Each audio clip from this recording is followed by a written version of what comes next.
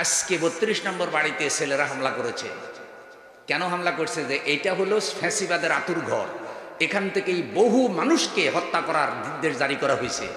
ফলে পুরা তরুণ সমাজ ওখানে গিয়ে পড়েছে ৩২ নম্বরে।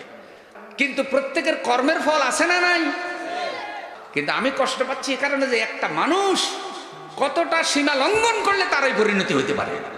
ভাই, খারাপ কাজ করেও যদি একটা লোক মারা যায়, মাঝে মধ্যে মানুষের মনে দয়া আসে না? তুই কি লিগে এত খারাপ হলি, আজকে তোর এই পরিণাম হইল। এক সময় মানুষ কাঁদছে যে আল্লাহ এই জুলুমের অবসান কিভাবে হয়, আল্লাহ আমাদেরকে দেখার তৌফিক দিও। বহু আলেমরা কাঁদছে না?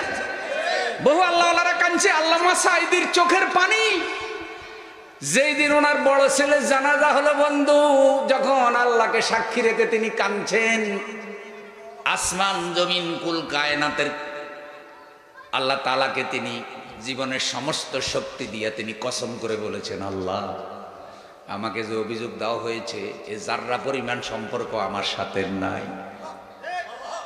এক পর্যায়ে তিনি কেঁদে উঠে বলেছিলেন, আল্লাহ ওরা আমাকে যেভাবে অপমান করেছে, মালিক তুমি তাদেরকে সেভাবে ধরিও অপমান করিও। আল্লাহ কিন্তু সেটা দেখাই দিয়েছে। ধরে ধরে ধরে না ধরলে